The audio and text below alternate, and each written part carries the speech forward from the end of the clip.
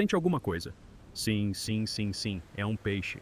Isso finalmente parece que vou estar frente a frente com o meu monstro do rio. O que aconteceu realmente? Aos monstros dos rios. Jeremy Wade transformou sonhos em pesadelos, ao retirá-los de rios de todo o mundo durante anos. A principal característica é esta boca enorme com dentes afiados como agulhas. Sabe, se puser a mão lá dentro vai sangrar. A baleia não é apenas uma devoradora de homens, é canibal. O espetáculo acabou de repente. A chocante verdade foi finalmente revelada por Wade agora com 69 anos. Não é o que foi dito aos fãs. Continue a ler porque esta história não se resume apenas a monstros. É também sobre o segredo obscuro que os rios escondem. O professor que caçava monstros. Jeremy Wade costumava estar em frente a um quadro negro antes de se tornar o homem que vemos na TV a lutar contra monstros loucos que saem do rio. Lecionou biologia em lugares tão distantes como o Sudão e a Índia, e tão próximos como Kent, em Inglaterra, durante quase 20 anos. Era um trabalho regular que lhe proporcionava habitação, dinheiro e a segurança que a maioria das pessoas procura. Mas o objetivo de Wade nunca foi chegar à sala de aula. Usava o dinheiro que ganhava como professor para alimentar a sua obsessão pela vida que habitava as profundezas dos rios de todo o mundo. Usava-o para financiar viagens à natureza selvagem e comprar equipamento para investigar histórias que o assustavam. Andava sempre meio ausente mesmo quando era professor. Fazia as malas e partia em todos os feriados e oportunidades de viajar. Rios distantes tornaram-se o seu segundo lar. Nunca encontrou apenas peixes por lá. Encontrou também histórias contadas em segredo por pescadores e anciãos transmitidas de geração em geração. Os habitantes da aldeia alertavam para monstros suficientemente grandes para engolir cães-mulheres que perderam entes queridos em correntes escuras e assassinos invisíveis que arrastavam pessoas para o fundo. As pessoas de fora achavam estas histórias assustadoras. Wade recebeu algumas dicas.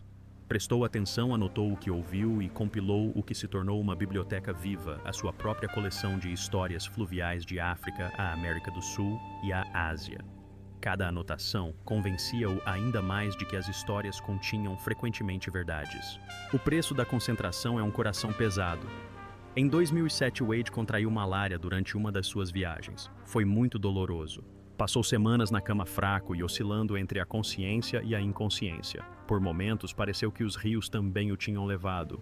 Mesmo assim, manter-se vivo proporcionou-lhe algo que não esperava. Silêncio. Ele não se conseguia mexer. Era péssimo pescador. As suas únicas coisas eram os seus diários, as suas memórias e a sua mente agitada. E na quietude, ocorreu-lhe uma ideia. E se todos pudessem ver o que ele via? E se os segredos que ele procurava em lugares distantes do mundo se transformassem num programa de televisão? O programa não seria apenas sobre pesca. Seria também sobre a caça, o perigo às culturas e a ciência que se escondiam naqueles rios. Tinha a certeza de que não era apenas mais um programa de pesca. O mistério tinha de se passar na água com um tema real perigoso e muitas vezes morto. Em 2009, 2 anos depois, nasceu River Monsters. O público foi lançado num mundo nunca antes visto no primeiro episódio, filmado nas profundezas da bacia amazônica. As pessoas viram o pirarucu, um peixe enorme com carapaça, que podia saltar como um cavalo, o peixe-gato paraíba, que dizem devorar animais inteiros, e as temidas piranhas, cujas histórias eram mais assustadoras do que a realidade. Não foi apenas o que Jeremy captou. Foi a forma como foi desvendando a história aos poucos como um mistério a ser resolvido em frente às câmaras. A mistura ficou incrível. River Monsters tornou-se o programa mais popular do Animal Planet quase da noite para o dia. Todos assistiam todas as semanas. Foi elogiado pelos cientistas por estar correto. Muitas pessoas que nunca se tinham interessado por peixes antes ficaram vidradas nos seus computadores. Jeremy Wade, o professor pacato que costumava escrever histórias nos seus jornais, era agora uma estrela da TV em todo o mundo. Mesmo sendo famoso, Wade ainda se mostrava estranhamente relutante. O seu único objetivo era encontrar a próxima pista, por isso nunca se considerou famoso. O sucesso é bom e mau ao mesmo tempo. Tornou-se mais difícil para todos quando o programa cresceu e as buscas tiveram de ser mais perigosas e acontecer em locais mais distantes. River Monsters cedo se tornou mais do que apenas um programa de TV. Transformou-se numa viagem à volta do mundo que ultrapassou os limites da Amazônia e entrou em algumas das águas mais turbulentas da Terra. O que começou como a paixão de um homem por histórias de rios rapidamente se espalhou pelo mundo. Mas à medida que as câmaras o seguiam, de continente em continente, os riscos e as apostas aumentavam. Tornou-se claro até onde Jeremy Wade poderia realmente levar a caçada antes que o rio o impusesse novamente a caçada que ultrapassou os limites da selva. Quando a primeira temporada de River Monsters fez tanto sucesso, isso significou que o programa precisava de dar passos maiores, mais arriscados e mais ousados do que nunca. As pessoas queriam mais do que apenas piranhas e peixe-gato. Pediam histórias de rios de todo o mundo e Jeremy Wade tinha de lhes dar o que desejavam. A Amazônia costumava ser o ponto central do enredo da série, mas depressa se tornou apenas o início. Quando a segunda e a terceira temporadas foram lançadas, a equipa já tinha viajado até as encostas geladas dos Himalaias, bem como para a África e Ásia. Cada novo lugar trazia a promessa de maravilhas e a promessa de perigos. O rio Congo era um dos mais perigosos. O Congo não era um rio qualquer. Era um dos rios mais profundos do mundo, uma besta selvagem e imprevisível. Havia violência oculta nas suas correntes e o seu passado estava repleto de conflitos e instabilidade. Conseguir os recursos necessários era um problema. As coisas precisavam de ser transportadas através da densa selva, e a viagem era perigosa devido à política local. Wade contraiu novamente malária, o que mostrou que os perigos do programa nem sempre provinham dos animais que perseguiam. O que quase os derrotou, no entanto, foi o Sudeste Asiático, que acabou por ser uma das suas maiores vitórias. A busca pela enorme raia pintada tornou-se uma das partes mais famosas da série. Uma sombra de corpo achatado capaz de afundar barcos com um simples movimento da cauda era assunto entre os habitantes da região. Até os pescadores mais experientes perderam a paciência depois de esperarem dias sob o calor abrasador, até que finalmente ela apareceu. A raia, que tinha mais de 4,5 metros de comprimento do nariz à cauda e pesava centenas de quilos, nadou contra a linha com tanta força que parecia imparável. Não foi sorte terem conseguido captar aquele momento em vídeo. Trabalharam arduamente e enfrentaram perigos que o público nunca viu por completo. Os problemas só pioraram. O grupo na Guiana abriu caminho pela selva usando canoas escavadas em troncos para chegar onde não havia estradas. A selva era constantemente castigada pela chuva, as ferramentas enferrujavam e toda a comunicação com o exterior foi interrompida. Aquilo que mais tarde as pessoas consideraram uma aventura fácil era na verdade apenas uma forma de sobreviver. Havia poucas refeições e pouco tempo para descansar. Cada curva do rio trazia riscos que não podiam ser previstos. A cada estação, o planeamento, o orçamento e os meses longe de casa aumentavam. O que deveriam ser algumas semanas de filmagens transformavam-se em viagens longas e árduas. A equipa tinha de carregar câmaras para cima e para baixo nas montanhas, arrastar equipamento pela lama e trabalhar a temperaturas que pareciam feitas para os quebrar. Na sétima temporada, em 2015, tornou-se evidente que o estresse era grande. Alguns membros da equipa que estavam lá desde o início saíram discretamente porque o trabalho os estava a desgastar. O fardo só aumentou para os que permaneceram. As aventuras mostradas na TV pareciam correr bem, mas atrás das câmeras as pessoas estavam cansadas e irritadas. Mesmo assim, as câmeras continuavam a filmar. Quanto maior a fama, maior o preço a pagar. Mas à medida que as caçadas se tornavam mais ambiciosas, outra luta se anunciava. Uma que atingiria não só a força da equipa, mas o próprio Jeremy Wade. Cada quilômetro percorrido na floresta densa aproximava a equipa do limite, mas o preço mais alto de todos ainda estava para vir. Para Wade, a caça aos monstros estava prestes a tornar-se um teste de corpo e mente, uma batalha que quase lhe custou a vida quando a própria caçada quase o matou. Quando as histórias de aventura são adaptadas para a TV, parecem sempre emocionantes, mas River Monsters foi muito pior na vida real do que as pessoas imaginavam. Jeremy Wade não estava apenas a atirar cordas para os rios. Cada viagem que fazia colocava a sua vida em perigo e o seu corpo era a prova disso. No Congo, uma dessas viagens foi por um tris. O próprio rio era um predador com as suas correntes rápidas, uma enorme quantidade de insetos e perigos ocultos. Mas a viagem de Wade quase terminou com algo diferente de um peixe. Foi malária. Ficou preso na cama com febre e oscilava entre a consciência e a inconsciência devido à doença súbita. Durante semanas não ficou claro se sobreviveria. Mais tarde disse que esteve muito perto de perder essa luta, tal como milhares de outras pessoas todos os anos. Mesmo depois de recuperar a fraqueza, permaneceu um aviso de que os monstros mais perigosos são por vezes aqueles que não conseguimos ver. Nem todos os perigos estavam ocultos. Enquanto Wade procurava o famoso pirarucu na Amazônia, teve um dos seus encontros mais violentos. O peixe saltava da água com tanta força que as suas escamas pareciam escudos. O impacto atingiu-lhe o peito em cheio, como se um cavalo estivesse desgovernado. O golpe magoou-o profundamente, deixando-o cansado e dorido durante semanas. Ficou claro por um instante o quão frágil até um profissional pode ser perante os gigantes da natureza. Os perigos associados ao poder elétrico eram outra questão. Poucas pessoas se apercebiam do quão perigoso era caçar uma enguia elétrica. Há eletricidade suficiente nestes animais para atordoar um homem adulto com 500 volts. Na água, este tipo de impacto pode paralisar-te, e se não te conseguires mexer, podes morrer. Wade estava sempre a centímetros do desastre porque sabia que um único erro poderia significar o fim de todo o som debaixo de água.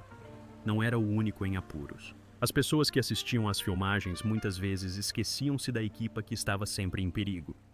Durante uma dessas viagens, um raio atingiu um técnico de som que trabalhava no exterior. A equipa ficou assustada quando o raio o atingiu e queimou as suas pernas. Serviu de alerta de que a natureza não segue um guião por mais bem planeado que seja. Depois começou a maratona. Os dias de filmagens duravam mais de 14 horas e frequentemente fazia muito calor, muito frio ou ambos. As refeições não eram regulares. Não havia muito tempo para descansar. E mesmo depois de todo o trabalho, não havia qualquer promessa de sucesso. Wade, que está agora na casa dos 60 anos, teve de passar por ciclos de voos longos, viagens para lugares distantes e tiroteios brutais, quase sem tempo para descansar entre eles. Mesmo sendo conhecido pela sua grande força, começou a sentir-se exausto. Os ferimentos, as doenças e o cansaço não desapareciam. Os problemas foram se acumulando ano após ano, deixando cicatrizes nem sempre visíveis. O estresse era igualmente difícil para os trabalhadores. À medida que as pessoas ficavam cada vez mais cansadas, a síndrome de burnout espalhou-se. E nas temporadas posteriores, os rostos conhecidos começaram a desaparecer. Os que permaneceram estavam mais pesados e mais magros do que nunca. O que as pessoas viam na TV era uma vitória. Do outro lado da câmara, a vida manifestava-se. Mas, à medida que as ameaças se agravavam e a equipa enfraquecia, outra sombra pairava sobre a série, uma sombra que nenhuma demonstração de força conseguia dissipar. Quando os monstros começaram a desaparecer, durante anos, todos os anos, os monstros dos rios adoravam encontrar coisas novas. Cada estação dava vida a um novo monstro da mitologia. Jeremy Wade encontrou mais de 100 de peixes gigantes de água doce em 6 países. Isto incluía peixes tigre no Congo e raias no Sudeste Asiático. Mas depois de tantas viagens surgiu a questão: quantas histórias ainda restavam? Cada episódio da primeira temporada era diferente dos outros, o que tornava a experiência divertida. Mas com o passar do tempo, este acervo de maravilhas foi diminuindo. Em pouco tempo, a série voltou a abordar rios e espécies mais antigas já conhecidas pelos telespectadores. Havia novas formas de contar as histórias, mais informação sobre a ciência envolvida e um novo cenário para os contos. Mas os fãs que acompanhavam a série há muito tempo repararam na mudança e começaram a questionar-se se Wade tinha simplesmente ficado sem monstros para criar. Se isso fosse verdade, a resposta teria sido fácil: inventariar novos perigos, exagerar os confrontos e dar espetáculo às câmaras. Mas Wade disse que não. Desde o início que ser realista era essencial. Achava que a essência do programa se perderia se entregassem demasiado à ficção. Os monstros do rio viviam pela verdade, mesmo que isso significasse não poder contar tantas histórias. Não era apenas a lista de espécies que estava a diminuir. Havia algo mais sombrio e muito mais perturbador que Wade conseguia perceber.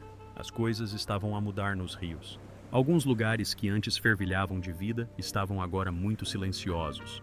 O número de peixes estava a diminuir. A água, antes cristalina, ficou suja de poluição. O equilíbrio que existia há centenas de anos foi aniquilado pela industrialização que destruiu os ecossistemas. Outra perda veio com isso: as próprias histórias. Não era que os mistérios das histórias tivessem sido resolvidos. Era apenas que os animais que nelas viviam já não existiam. Nem todos os monstros foram encontrados. Eles estavam a ir embora. Não lentamente, mas mais rápido do que Wade e a sua equipa conseguiam registrar. A missão para desvendar enigmas transformou-se numa corrida implacável contra o tempo. Em cada viagem havia uma pergunta perturbadora.